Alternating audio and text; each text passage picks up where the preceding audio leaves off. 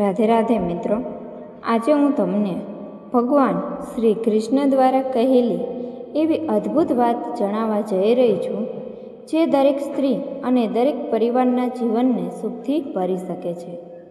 ભગવાન શ્રી કૃષ્ણ કહે છે, હે સ્ત્રી, જે પ્રેમથી પોતાના પતિ સાથે બેસીને ભોજન કરે છે, તેના ઘરમાં પ્રેમ, શાંતિ અને માતા લક્ષ્મીનો આશીર્વાદ હંમેશા રહે છે. પણ આ વાત પાછળ એક એવી સત્ય ઘટના છુપાયેલી છે, જેને સાંભળીને તમારી આંખો પણ ભીની થઈ જશે. તો ચાલો શરૂ કરીએ આજની ભાવુક અને હૃદયસ્પર્શી વાર્તા. દ્વાપર યુગની વાત છે.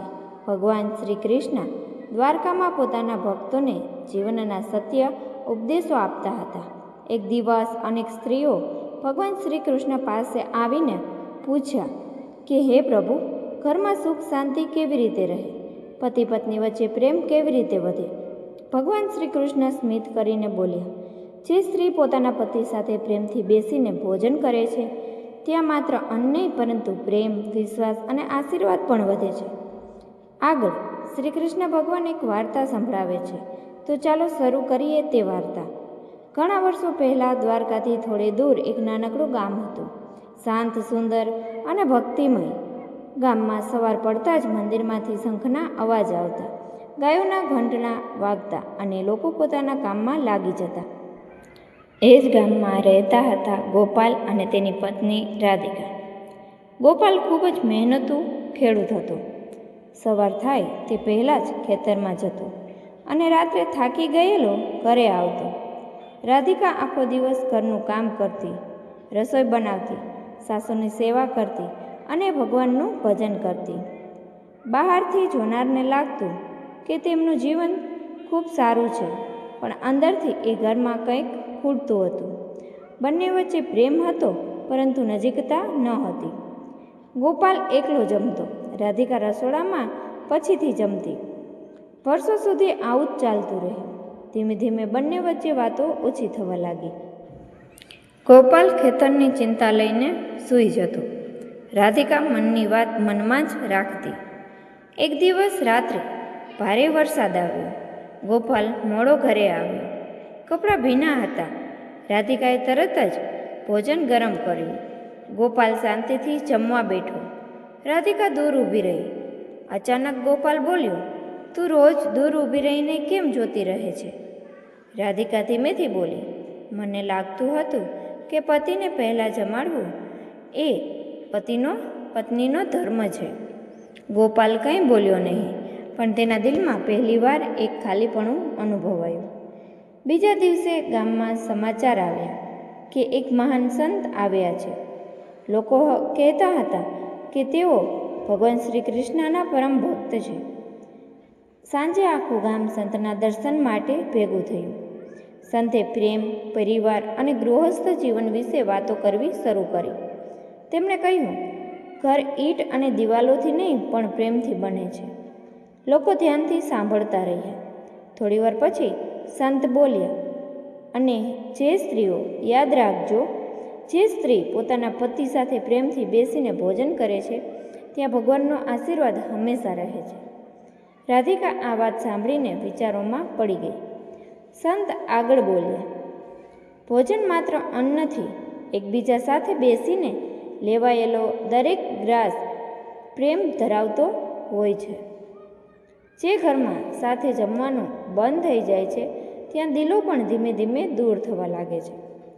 આ શબ્દો સીધા રાધિકાના હૃદયમાં ઉતરી ગયા. એ રાત્રે ગોપાલ ઘરે આવ્યો. રાધિકાએ ભોજન પીરસ્યું, પણ આજે તે દૂર ઊભી રહી નહીં, તે ગોપાલની સામે બેસી ગઈ. ગોપાલ આશ્ચર્યથી બોલ્યો, આજે અહીં કેમ બેઠી છે? રાધિકા સ્મિત કરીને બોલી, કારણ કે આજે મને સમજાયું કે સેવા સાથે સાથ પણ જરૂરી છે. ગોપાલ થોડો ચૂપ રહ્યો. પછી તેણે પોતાની થાળીમાંનો એક ટુકડો રોટલો તોડીને રાધિકાની થાળીમાં મૂક્યો અને બોલ્યો, તો આજથી આપણે સાથે જમીએ. એક ક્ષણે જાણે વર્ષોનું અંતર ઓગળી ગયું હોય. બંનેએ પહેલીવાર હસતા હસતા ભોજન લીધું. તે દિવસ પછી બધું બદલવા લાગ્યું. હવે ગોપાલ ઘરે વહેલો આવવાનો પ્રયત્ન કરતો. રાધિકા પણ ખુશ રહેવા લાગી. રાત્રે બંને સાથે બેસીને દિવસભરની વાતો કરતા.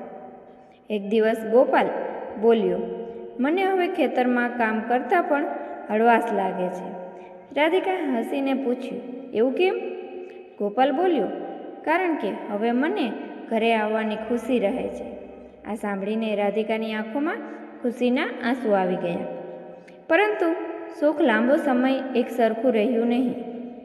એક વર્ષે વરસાદ ઓછો પડ્યો, ખેતરમાં પાક બગડી ગયો, ઘરમાં પૈસાની તંગી આવી ગઈ. ગોપાલ ચિંતામાં ડૂબી ગયો. એક રાત્રે તેણે ગુસ્સામાં થાળી દૂર ધકેલી દીધી. હવે શું કરવું? ઘરમાં અનાજ નથી, કર્જ વધી ગયું છે. રાધિકા શાંતિથી તેની બાજુમાં બેસી રહી. તે બોલી, ચિંતા ન કરો, ભગવાન પર વિશ્વાસ રાખો. ગોપાલ ગુસ્સે થઈને બોલ્યો, માત્ર વિશ્વાસથી પેટ નથી ભરાતું. રાધિકાની આંખોમાં આંસુ આવી ગયા.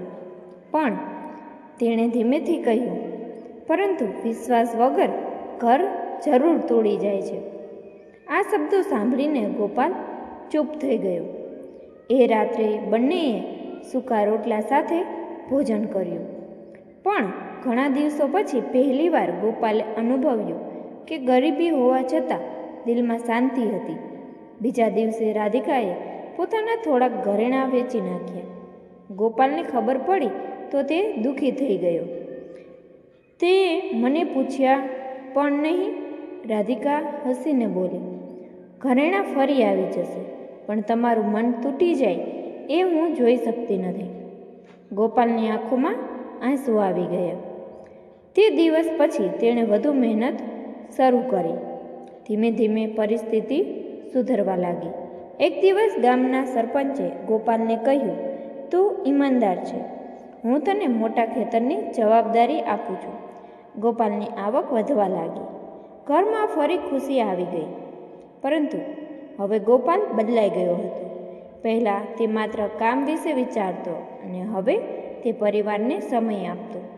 એક સાંજે તે બજારમાંથી રાધિકા માટે નાની ચાંદલીની પાયલ લાવ્યો અને રાધિકા આશ્ચર્યથી બોલી, આ શા માટે? ગોપાલ હસીને બોલ્યો, કારણ કે તે મુશ્કેલીમાં પણ મારો સાથ છોડ્યો નહીં. રાધિકાની આંખો ભીની થઈ ગઈ. સમય પસાર થતો ગયો. થોડા વર્ષો પછી તેમને એક દીકરો થયો. ઘરમાં ખુશીઓ છવાઈ ગઈ.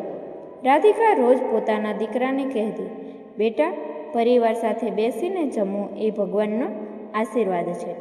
દીકરો મોટો થતો ગયો.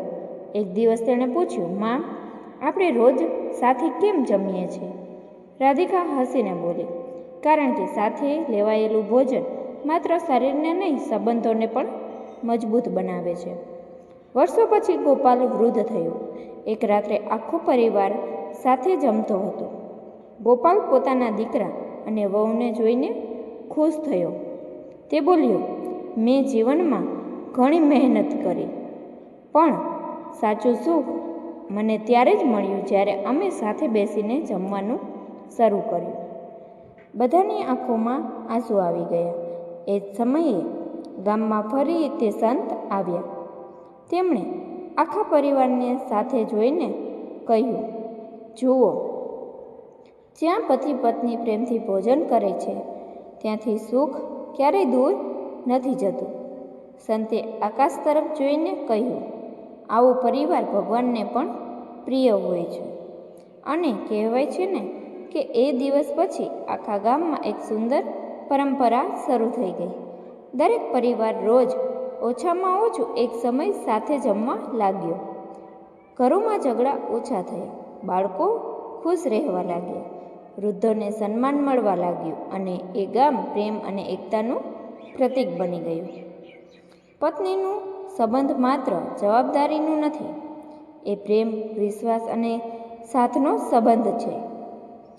સાથે બેસીને જમવું એ માત્ર એક પરંપરા નથી, એ દિલને જોડતી એક સુંદર લાગણી છે. જ્યાં પરિવાર સાથે બેસીને અન્ન ગ્રહણ થાય છે ત્યાં સુખ, શાંતિ અને ભગવાનનો આશીર્વાદ હંમેશા ત્યાં રહે છે. આજના સમયમાં લોકો પાસે બધું છે, પણ પરિવાર માટે સમય નથી. જો ઘરમાં પ્રેમ વધારવો હોય તો રોજ થોડો સમય પરિવાર સાથે જરૂર બેસજો, કારણ કે જીવનની સૌથી મોટી ખુશી પૈસા નહીં, પરંતુ પોતાના માણસો સાથે લીધેલા બે પ્રેમભર્યા ગ્રાસમાં છુપાયેલો હોય છે.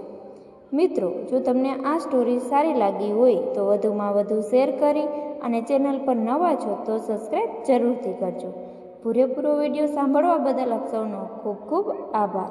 ધન્યવાદ. રાધે રાધે. જય શ્રી કૃષ્ણ.